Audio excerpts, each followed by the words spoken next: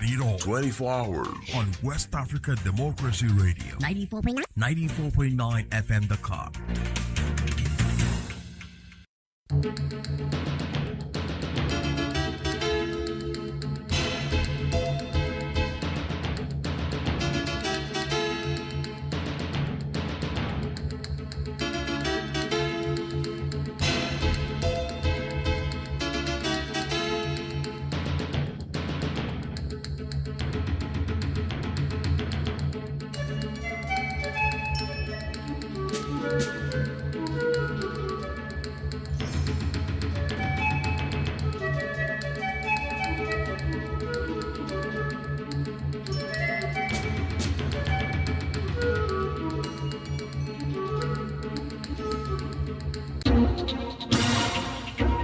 WADR, promoting dialogue. It is 6 p.m. in Dakar and Monrovia, 7 p.m. in Lagos. Good evening and welcome to Newslink on West Africa Democracy Radio 94.9 FM, around the world at wadr.org. First, our top stories. Liberia's Joint Security Forces charge former Vice President Joel Howard Taylor in connection with illicit drug investigation. Russia announces plan to sign security cooperation agreement with ECOWAS.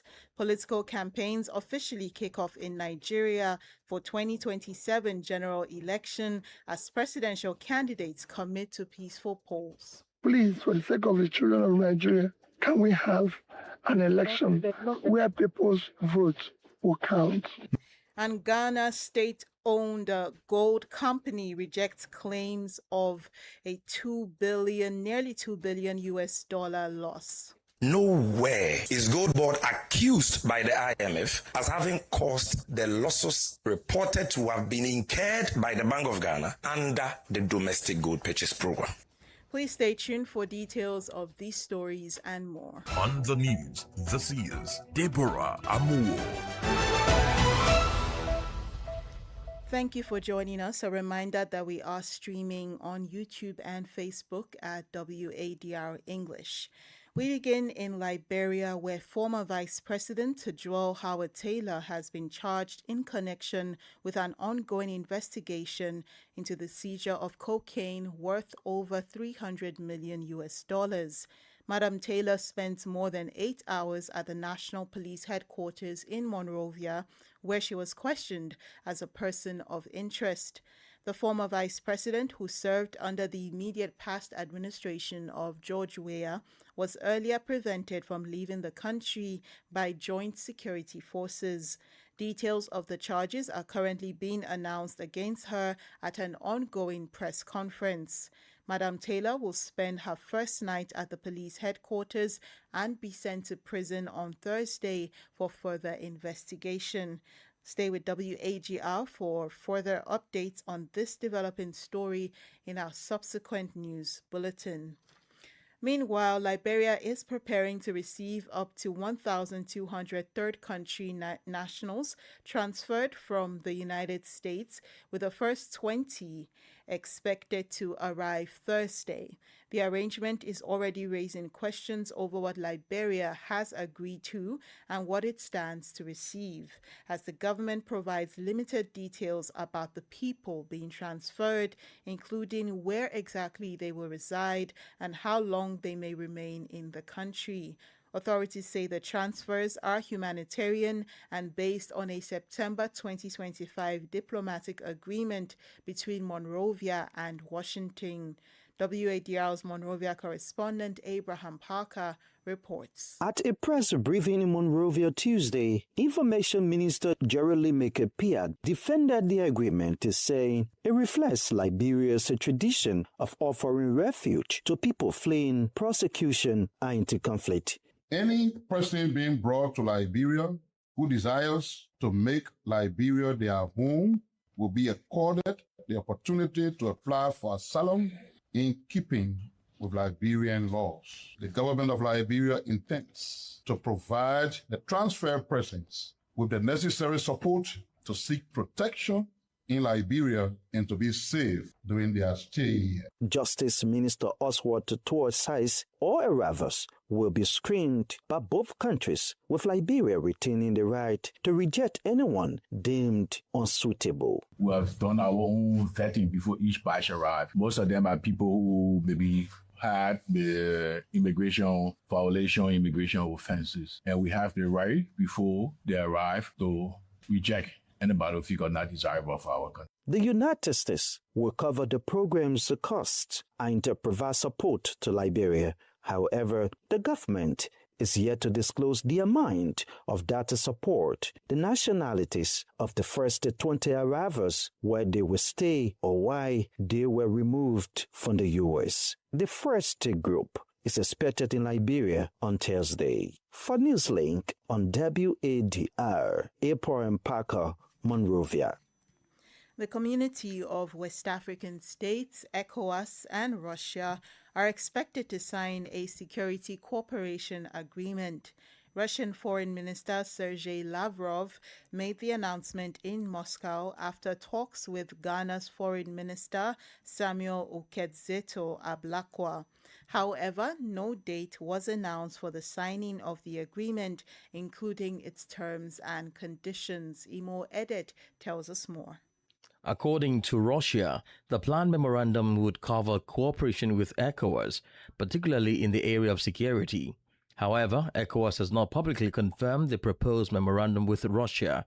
If the agreement is signed, Moscow would have a formal channel for security cooperation with West Africa's main regional political and economic bloc, while potentially expanding Russia's influence beyond its existing partnerships in the Sahel.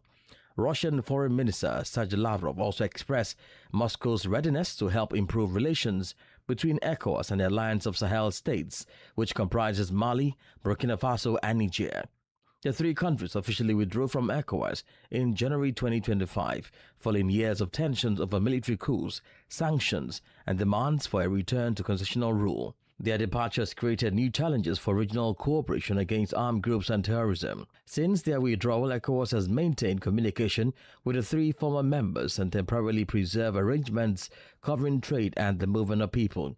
But political and security relations between the two blocs remain strained. The final terms of the proposed agreement with Russia and its formal confirmation by ECOWAS will either help reconnect the two blocs or give Russia greater influence over both.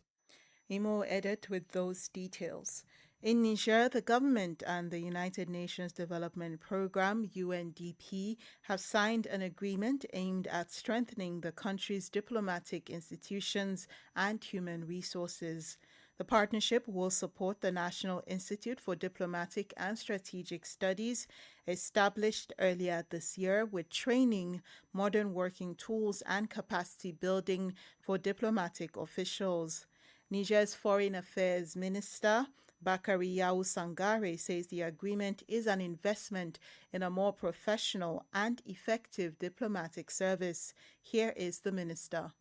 L'Institut diplomatique du Niger doit à cet effet devenir. The Niger Diplomatic Institute must in this regard become a true hub and center of excellence, serving the continuity, professionalism, and quality of Niger's foreign policy. For my ministry, this agreement represents above all an investment in the performance of our diplomatic administration and in the human capital that drives it.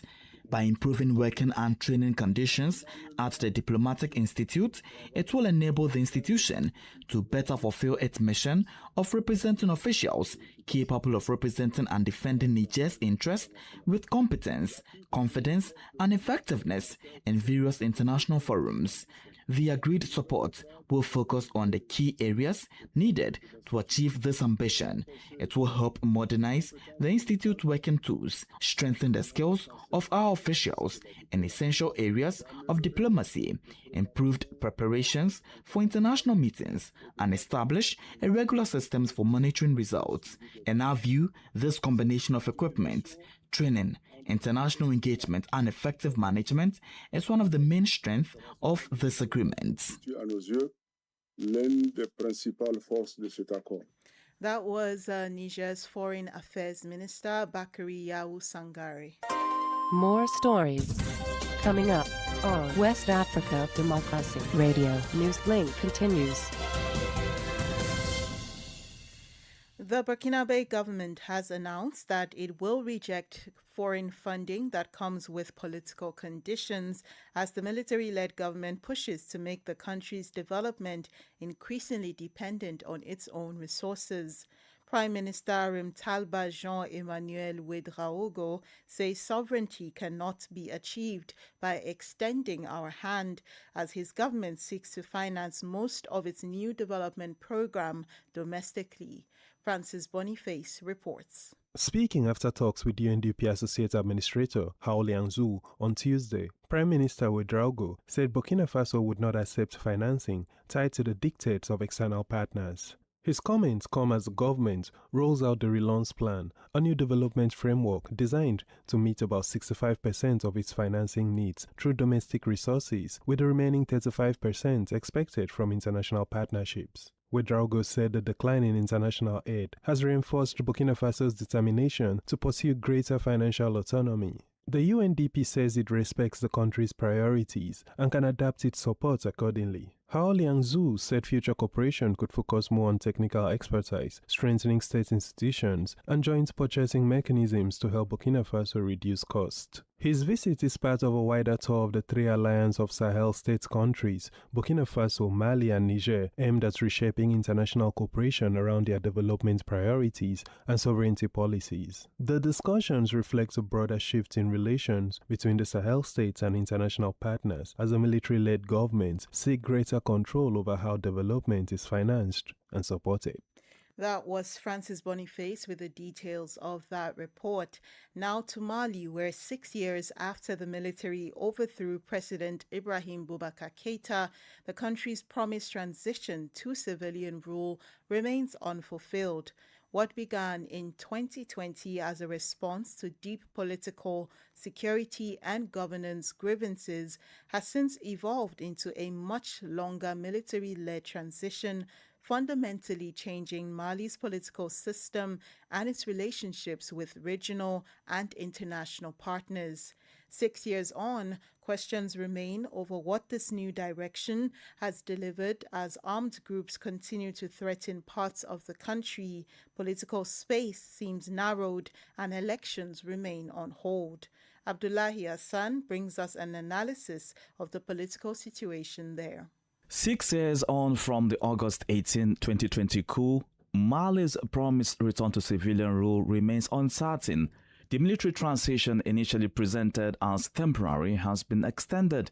A revised transition charter adopted in 2025 gave General Assimi Goïta a 5-year mandate, renewable until the country is considered pacified, while political parties and organizations were dissolved. Mali has also undergone a major diplomatic realignment. French troops withdrew in 2022, followed by the end of the UN peacekeeping mission known as MINUSMA in 2023 and suspension of the European Union's military training mission in 2024. Bamako has instead strengthened security cooperation with Russia.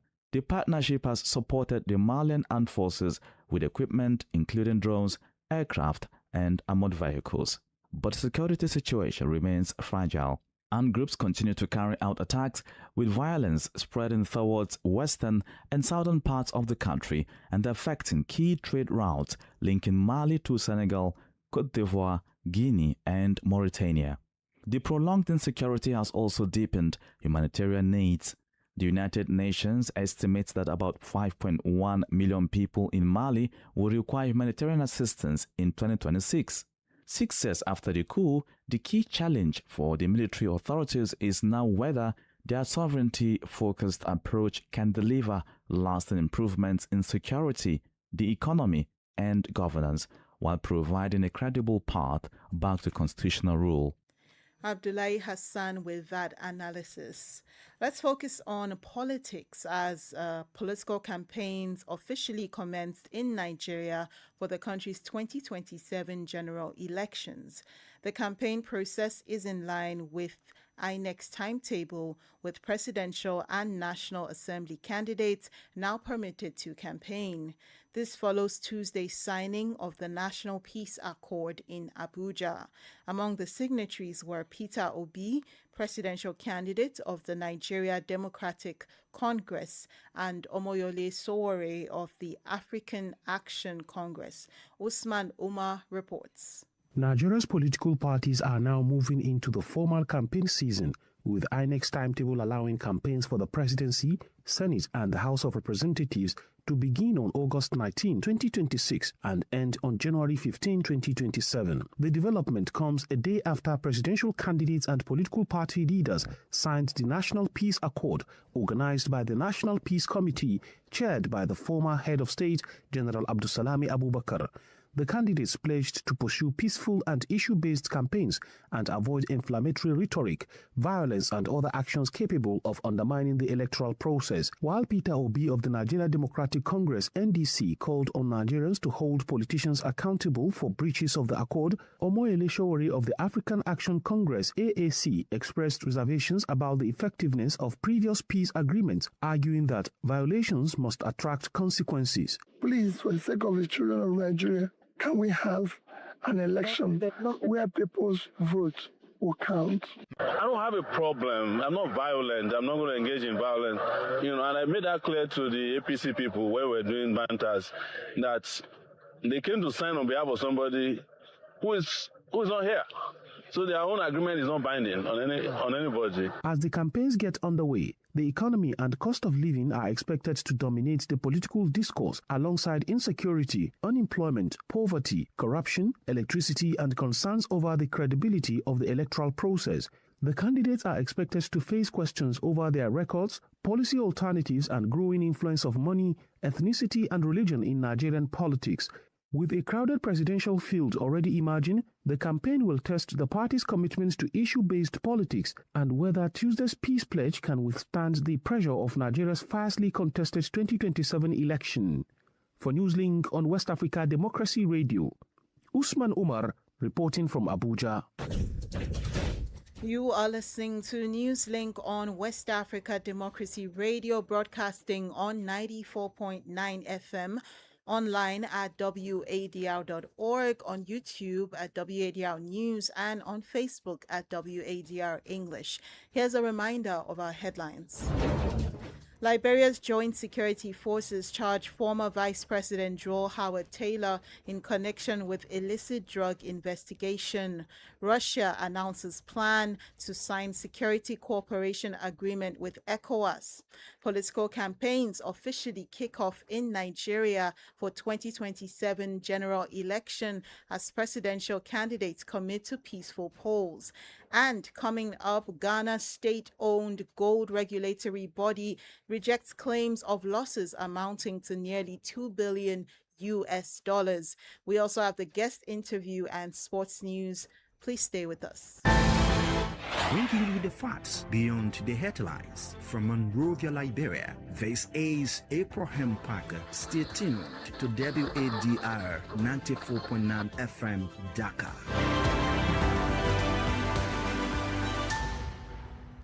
We head to Ghana, where the Chief Executive Officer of Gold Board, the state-owned institution responsible for managing and regulating gold, has denied reports that the company incurred more than $2 billion in losses during its 2025 operations. Mr. Jamfi also denies allegations that Gold Board shifted the losses to the Bank of Ghana to make its own accounts appear profitable. The Gold Board CEO is defending the company's audited financial statements, insisting they accurately reflect its financial position. Elikplim Awuku in Accra reports. Addressing the Government Accountability Series, Sami Jemfi explains the differing interpretations of Gold Board's financial performance, including claims that losses from the domestic gold purchase program had been shifted to the books of the Bank of Ghana. In the 2025 budget statement, government budgeted a revolving seed capital assessed equity of 4.5 billion Ghana cedis.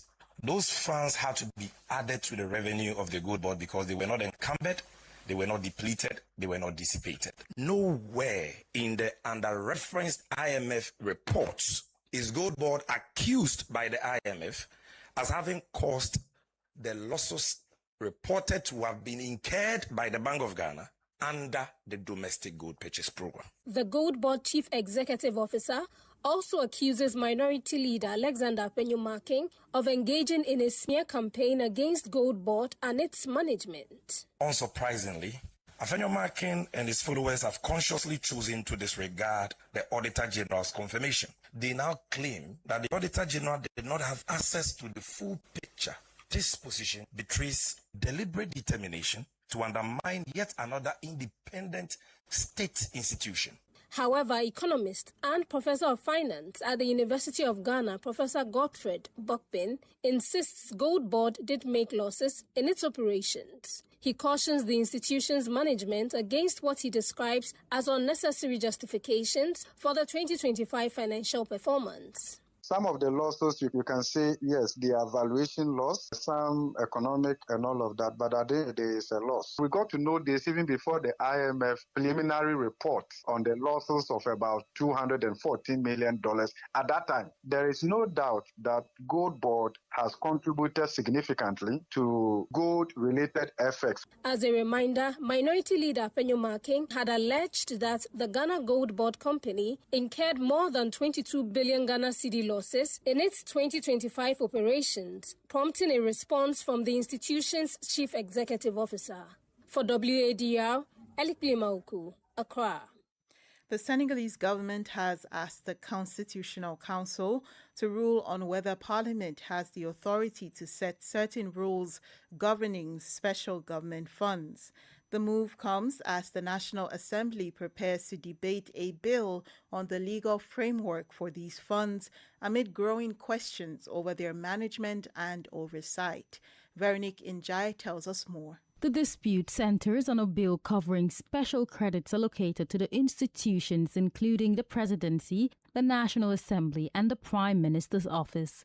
The government says Parliament can establish the legal framework for these funds, but argues that some provisions dealing with their management and control fall under the government's regulatory powers. It has therefore declared those provisions inadmissible and referred the matter to the Constitutional Council for a ruling. The Council will now have to determine whether the disputed provisions can remain in the bill or should instead be dealt with through government regulations. The government says its action is aimed at preserving Senegal's constitutional and legal order. The dispute comes a day after lawmakers overwhelmingly approved a constitutional amendment requiring the President and President of the National Assembly and Prime Minister to declare and publish their assets when they take office and when they leave. The Constitutional Council's decision could therefore clarify the limits of Parliament's lawmaking powers and the executive's regulatory authority as lawmakers prepare to consider the Special Credits Bill in plenary. Veronique Njai reporting there. Power outages are once again disrupting daily life across the Gambia as the country faces another round of load shedding by the National Water and Electricity Company, NAWEC. The utility says rising electricity demand, limited power imports, and a technical fault at one of its generating units are behind the latest disruptions.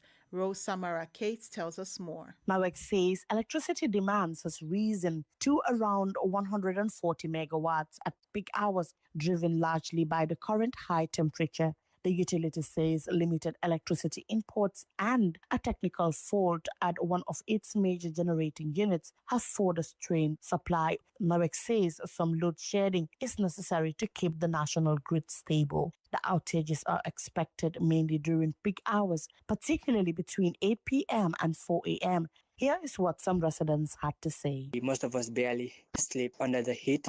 It normally affects us during the day because sometimes you come to work and then you see people sleeping during the day because of lack of sleep. Recent power cuts rolling in sleeps at night, spoiling food in the refrigerator and threatening the elderly. It should be a thing of the past here because the millions we are paying, we prepay before we get electricity. But you pay and then you don't have it. I mean, this is nonsensical, seriously speaking. Businesses are also feeling the impact, especially those relying on electricity for refrigeration and daily operations. One business operator explains how the outages are affecting their work and income. I'm into catering and baking, and most times I use the electric oven to bake all my pastries and cakes. The contracts that I'm supposed to take within 24 hours or sometimes even less than 6 hours, I'm not able to meet up. The profit level is also affected.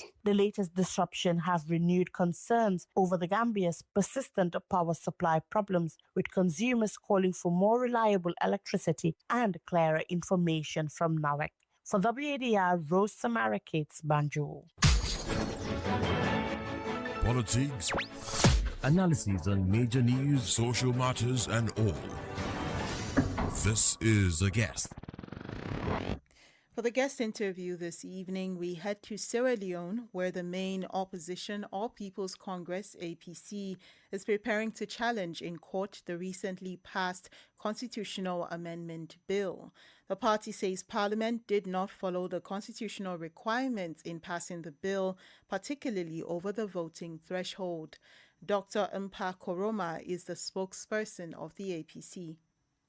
I must go on record to state that we have a constitutional crisis. The constitutional crisis arose from the fact that there's a misinterpretation of what the Constitution dictates. And the Constitution dictates in Section 108 of the Constitution that whenever the Constitution is to be amended or altered, 2/3 of members of Parliament should be achieved.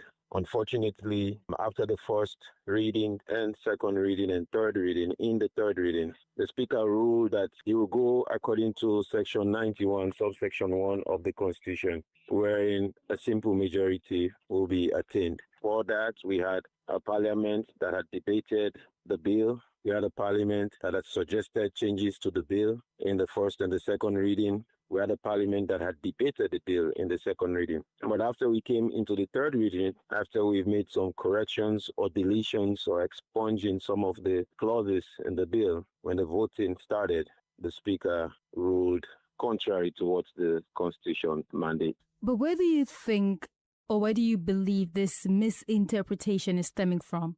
Well, we have to be clear. The misinterpretation is pretty much to ensure that clauses in the bill that we, the opposition, have disagreed upon with the ruling bench will have not been able to attain the 2/3. And because of that, I believe the Speaker believed that the only way to attain those 2/3 or to attain the vote is to rule for the votes to be carried on a simple majority. We had some contentious issues in the bill that had to do with Section 42, subsection 2E of the Constitution, wherein the president will be declared president if they get 55% of the votes. The government was trying to change that to a 50% plus one. And we believe that that will not stand the test of time because 50 plus one, I mean, to begin with, sometimes it's even hard to attain. But we have had an experience wherein in 2023, results from the elections were unable to be verified by the Electoral Commission.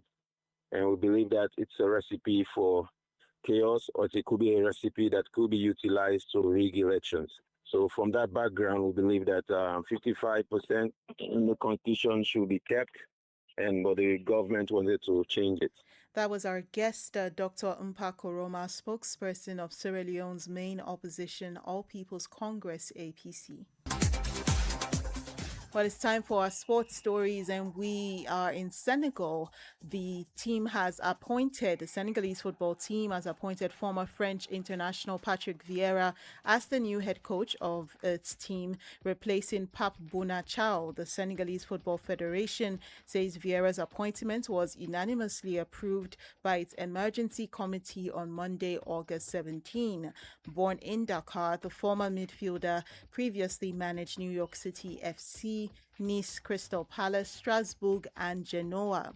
The FSF says discussions on Vieira's contract and other arrangements are still ongoing, with details of his official presentation to be announced later.